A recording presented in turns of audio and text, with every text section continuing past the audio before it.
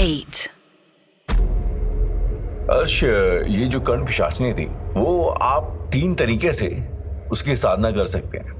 बतौर एक बीवी के तौर पे, बतौर एक वाइफ, बतौर एक mother and as a sister. तो अगर कोई साधक इसकी साधना करे जी किसी और रिश्ते से, तो क्या फर्क आता है उसके रवैये पे, या इज इट सेम और इज इट डिफरेंट? ये बहुत ज़्यादा डिफरेंट हो जाता है। मुझे आज भी याद है एक ऐसा दिन जब मैं कोलकाता गया था और वहाँ पर मेरे भाई ने मुझे एक ऐसी लेडी से मिलवाया था जिन्होंने कर्ण पिशाचनी को एज अ बहन सिद्ध किया हुआ था। मैंने अभी तक जितनी भी कहानियां बताई हैं उसमें मोस्टली मैंने आपको एक साधक के बारे में बताया है कि उसने कुछ सिद्ध किया, लेकिन जी इसमें ये औरत जो बिल्कुल साधक नहीं थी जी, इसने कर्ण पिशाचनी को सिद्ध किया। ओके। और इसका परिणाम जो हुआ शायद वो आज तक लोग भुगत रहे हैं, आज तक लोग देख रहे हैं। क्या परिणाम था वो? ये कहानी है, मतलब आज से करीब 3 साल या 4 साल पहले की बात है। मैं कोलकाता गया, वहाँ पर एक मेरा भाई रहता है। जब उनको पता चला कि मैं सुपर नेचुरली थोड़ा बहुत ज्यादा इंक्लाइंड हूँ, इन सब चीजों में घुला मिला हूँ, तो वो मुझे ना एक फैमिली से मिलवाने ले गए, जो राजघराने की जैसी फैमिली होती है प्रॉपर, ऐसा करके। तो जब मैं वहाँ गया उनसे मिलने, तो वहाँ पर एक लेडी थी जो चुपचाप से बैठी थी और बहुत सुंदर लग रही थी देखने में। ओके। राजघराने के लोग वैसे भी मतलब बहुत अच्छे होते हैं। तो उन्होंने मुझे बताया, मेरे भैया ने, कि ये सुन नहीं सकती, लेकिन फिर भी ये तुम्हारे बारे में कुछ चीजें बता देंगी। अब मैं थोड़ा सा सोच में पड़ गया कि एक साधक के बारे में तुम कैसे बता सकते हो, मतलब मेरे बारे में इतनी जल्दी आप नहीं बता सकते हो, जहां तक मेरा ऐसा मानना है। पर जब मैं गया तो उन्होंने बोला कि आज से 3 दिन पहले तुम ब्लैक शर्ट में थे और तुमने खाने में ये खाया, मतलब जो भी मैंने खाना खाया था, राजमा चावल खाया था, उन्होंने कहा तुमने ये खाया है। मेरे लिए बिलीव करना बहुत मुश्किल था। मुझे लगा भैया ने ही इनको बता दिया होगा ऐसा कुछ करके। काफी देर 1-2 घंटे बात चली होगी। वो सुन तो पा नहीं रही थी, तो उनके घर वालों से बात चल रही थी। मैंने बीच में ही एक सवाल उठा दिया कि ये बचपन से ही ऐसी हैं या फिर इनके कान में मतलब क्या हो गया, कोई दिक्कत है? तो सारा परिवार का मुंह उतर गया। उन्होंने बोला कि इन्होंने वो कर लिया था जो इनको नहीं करना चाहिए था। उन्होंने फिर अपनी पूरी कहानी बताई कि क्या हुआ क्या नहीं हुआ। ये उनकी एज लगभग कितनी होगी आपके हिसाब से? अभी इस समय उनकी एज है 58 के आसपास। अच्छा, ओके। और ये 2-3-4 साल पहले 48 हो गया अभी। और ये 3-4 साल पहले की बात है? हाँ, ये 3-4 साल पहले की बात है। अच्छा। तो घर की ये बड़ी बहू थी।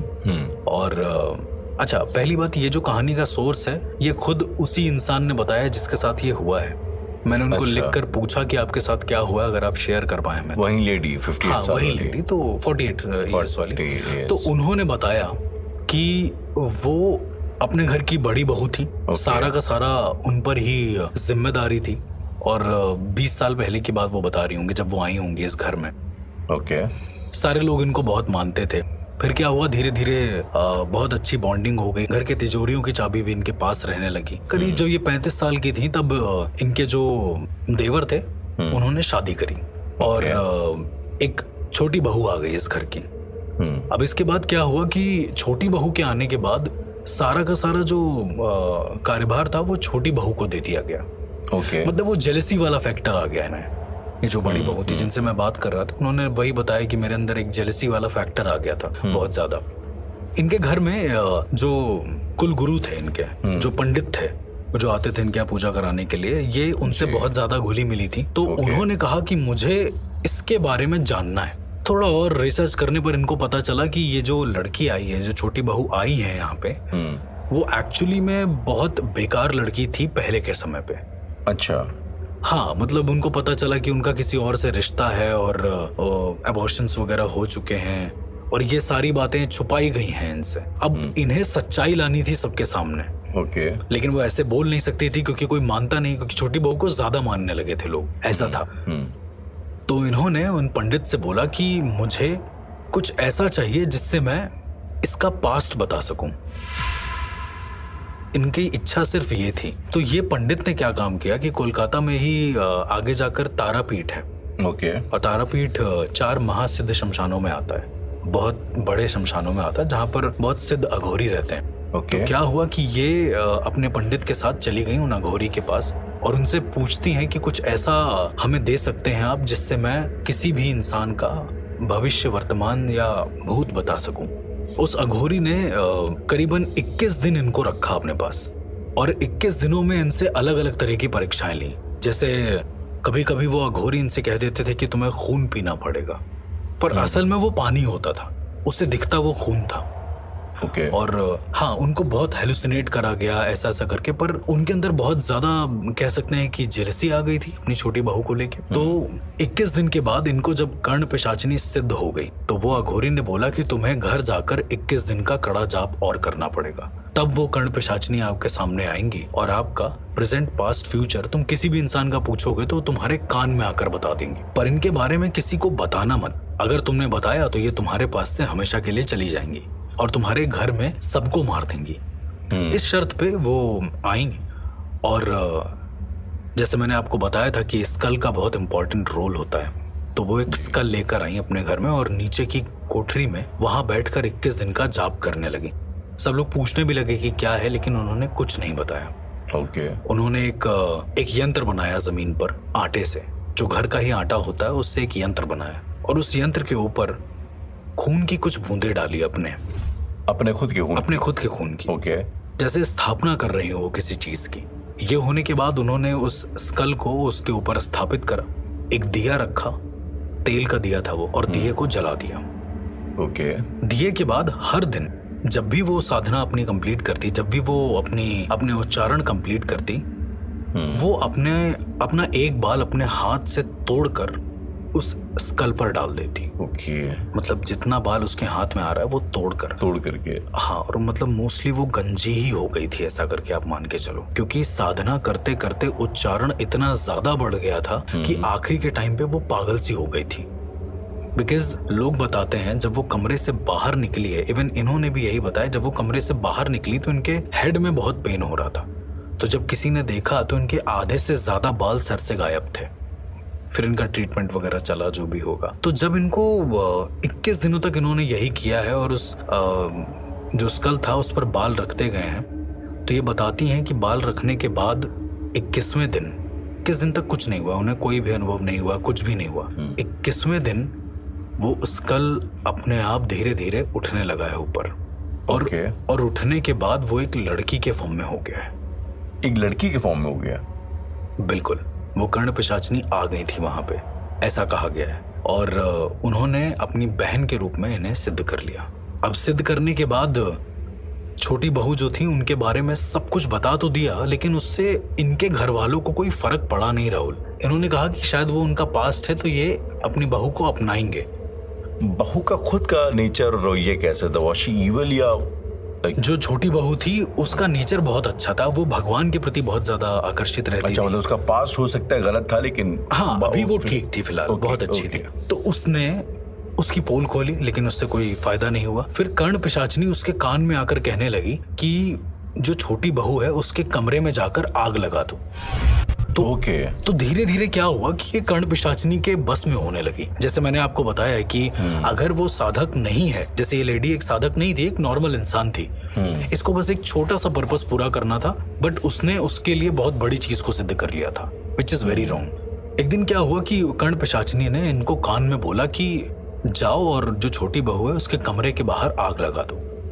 तो इन्होंने वैसा ही किया, जाकर आग लगा दी और समहाउ, क्योंकि वो भगवान की बहुत अच्छी भक्त थी, तो वो बच गई। इसके बाद घर के हर एक इंसान को ये सपना आता था, हर एक इंसान को ये ऐसा सपना आता था कि एक आंगन है बड़ा सा, ठीक है, और उस आंगन में कोई औरत है जो अपने कान को अपने हाथों से नोच रही है, बहुत तेज चिल्लाकर। अपने कान को अपने हाथों से नोच रही है? अपने हाथों से नोच रही है और मतलब निकाल दे रही है, खून बह रहा है उसके कान से बहुत तेज। और फिर धीरे धीरे सबको ऐसा सपना आने लगा कि सबके कान में कुछ ना कुछ है। पूरी फैमिली को एक साथ, करीबन 15-16 लोगों की फैमिली होगी और सभी को ये सपना आने लगा। फिर कर्ण पिशाचिनी ने इस बड़ी बहू के कान में बोला कि जिसको भी सपना आ रहा है उसको आंगन में ही एक चौकी पर बैठा लो, मतलब एक बड़ी सी चौकी लो और उस पर बैठा लो, और बैठालने के बाद सबको खून से नहलाओ, मतलब ऐसा कहा गया। तो वो एक बाल्टी किसी का खून भी लेकर आई थी। जब ये बोल रही थी अपने बारे में तो उन्होंने बताया भी नहीं कि वो किसका खून था, बट वो खून लेकर आई, पर घर वालों ने इस चीज को करने से इग्नोर कर दिया। जिस पहले इंसान ने इसको इग्नोर करा था वो शायद इनके हस्बैंड के चाचा रहे होंगे। उनके चाचा उस दिन रात को छत पर जाते हैं और जैसे हम लोगों के घर में होता है ना कि छत पर एक अंटिया टाइप की बनी होती है जिस पर टंकी रखी होती है। जी जी जी।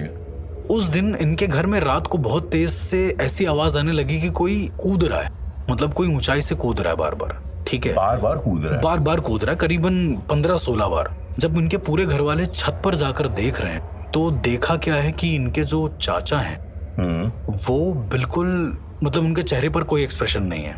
ठीक है, और वो बार बार छत में सबसे ऊपर वाली छत से जो नीचे एक छत है उस पर कूद रहे हैं। उनको चोट लग रही है, खून निकल रहा है, फिर से वो छत पे चढ़ रहे हैं, फिर से वो कूद रहे हैं। ओके। और ऐसा करीबन 27-28 बार वो ऑलरेडी कर चुके हैं। मतलब उनका शरीर पूरा खून से लथपथ था। एक तरीके से कर्ण पिशाचिनी ने जो बोला था कि खून से नहलाना है, खून से श्रृंगार करना है सबका, वो ऑलरेडी खून में लथपथ थे। जब तक उनको रोका नहीं गया, जब तक उनको कुछ कहा नहीं गया, वो बार बार सीढ़ी से चढ़ते और बार बार कूद जाते। और ये बहुत भयानक नजारा था पूरे परिवार के लिए। ओके। उनकी चाचा जी के साथ तो कुछ हादसा नहीं हुआ था? उनके चाचा ही जी तो बार बार छत से गिरकर कूद रहे थे। तो इसमें जो बहू थी उसका क्या रोल था? दरअसल बड़ी बहू ने जब श्रृंगार करने के लिए बोला है तो जो मना करा है सबसे पहले वो उनके चाचा ने करा। Okay okay okay okay okay. तो उस एंटिटी ने कहने की उनको भी पोजेस कर लिया। एंटिटी ने एक तरीके से पोजेस कर लिया और इसके बाद ये सिलसिले रुके नहीं रहे। कर्ण पिशाचिनी इतनी खतरनाक होती चली गई कि बड़ी बहू के कान में वो जो भी बोलती बड़ी बहू ठीक वैसा कर देती। इनके घर में एक और लेडी थी जो प्रेग्नेंट थी। एक रात को क्या हुआ कि कर्ण पिशाचिनी ने इनके कान में बोला कि उस बंदी के पास जाओ जिसके पेट में बच्चा है, और उसके ऊपर एसिड डाल दो। एसिड डाल दो? हाँ। बच्चे के ऊपर? जो प्रेग्नेंट, जो पेट है, अच्छा, भ्रूण के ऊपर। हाँ, और इन्होंने वही किया। इनकी बड़ी बहू ने, ये इतना ज्यादा इन्फ्लुएंस हो गई थी कि वो एसिड लेकर गई और ले जाने के बाद उस औरत के पेट पर वो पूरा एसिड डाल दिया। ओके। मतलब इनकी हरकतें बहुत ज्यादा खराब होने लगी दिन पे दिन। तो ये सब के बावजूद जो उनके घर वाले थे उन्होंने ये जरूरी नहीं समझा कि इन्हें घर से अलग रखा जाए या थोड़ा दूर रखा जाए? क्योंकि बड़ी बहू थी और क्या बोलते हैं, लोगों ने सोचा कि कुछ मेंटल इशू होगा तो कई सारे साइकियाट्रिस्ट से कंसल्ट होने लगा, कई सारे डॉक्टर्स आने लगे। और जी। और बंगाल में तो ऐसा है कि अगर आपको जरा सा भी कुछ होता है तो फिर ये समझ लिया जाता है कि काला जादू है। तो 2-3 पंडितों को बुलाकर उनको सही भी किया गया, पर वो सही हुई नहीं क्योंकि बहुत नॉर्मल पंडित आते थे और नॉर्मल उनको कुछ पहना देते थे। राहुल, ये सोच के चलिए कि वो ताबीज पहने हैं किसी चीज का या फिर किसी भगवान का ताबीज पहने या लॉकेट पहने एक तरीके से, उसके बाद भी वो कर्ण पिशाचिनी के इन्फ्लुएंस में है। वो फिर भी रुक नहीं पा रही थी। फिर एक दिन क्या हुआ कि उन्होंने कहा कि अब मैं ठीक हो गई हूँ। ये सब करने के बाद 5 दिन तक कुछ नहीं हुआ। उन्होंने कहा मैं सबके लिए कुछ बनाना चाहती हूँ खाने में। तो इन्होंने पनीर की सब्जी बनाई। ओके। पनीर की सब्जी बनाते बनाते उस कर्ण पिशाचिनी ने कुछ कहा और करीबन 2 घंटे के बाद जब इन्होंने सबको सब्जी सर्व करी है तो उसमें पनीर की जगह छिपकली के टुकड़े पड़े हुए थे।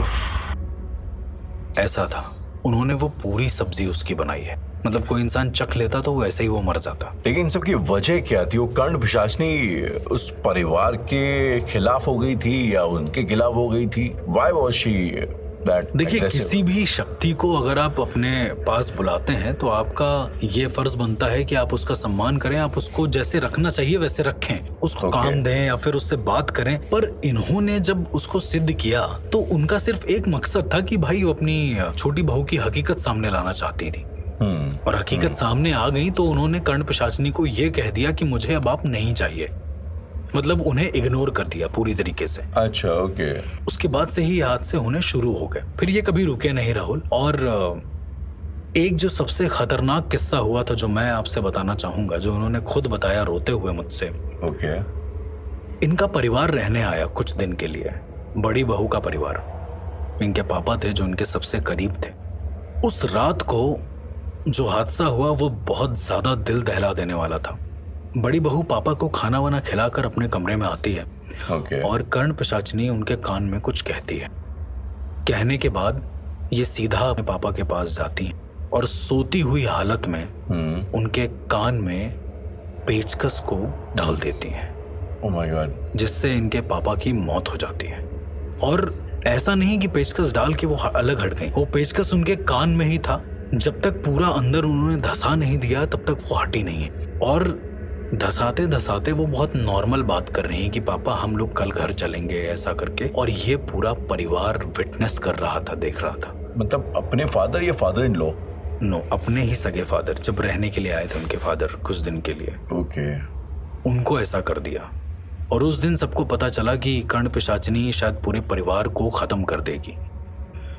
पर फिर महायज्ञ करवाया गया नरसिम्हा भगवान का इन्होंने घर में। जैसे मैंने आपको बताया कि नरसिम्हा भगवान डायरेक्ट कनेक्टेड है, नरसिम्हा भगवान का महायज्ञ करवाया गया। इनको 5 दिन के लिए उस यज्ञ के अंदर बैठाला गया, इनके रक्त की आहुति हुई उसमें, इनका एक अंगूठा काट कर उस हवन में डाला गया। बहुत सारे ऐसे प्रोसेस हुए जो शायद सोच और समझ के परे हैं। एग्जैक्टली। और ये होने के बाद वो कर्ण पिशाचिनी उनके पास से गई, लेकिन जाते जाते इनके सुनने की ताकत को वो ले गई।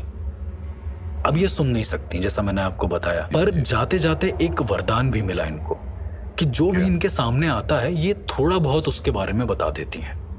मतलब अभी वो शी इज फाइन, लेकिन जो अभी शी इज फाइन, कर्ण पिशाचिनी नहीं है उनके पास, पर वो कोई भी इंसान आता है तो वो उसके बारे में हल्का फुल्का तो बोल ही देती है। जैसे इंसान को साइकिक पावर्स अभी भी है उनके अंदर, कहीं ना कहीं वो आंशिक रूप से उनके अंदर वो कर्ण पिशाचिनी, मेरा ऐसा मानना है कि मौजूद है। क्योंकि जब मैं मिला तो बहुत अलग ही था उनके साथ। तो ये एक केस था जो मैंने अपनी आंखों के सामने, जिसके साथ वो केस हुआ है, उस पर बीतने वाले से उससे सुना।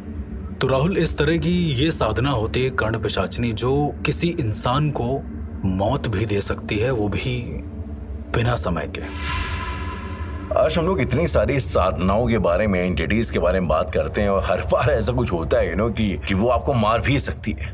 बिल्कुल। क्या कोई ऐसी साधना है जो करके हम लोग मौत के ऊपर विजय हासिल कर सकें? और अगर मैं कहूं कि एक ऐसी साधना है जिससे आप मौत से बात कर सकते हैं, और वो साधना है शव साधना। यू मीन टू से एक डेड बॉडी की साधना?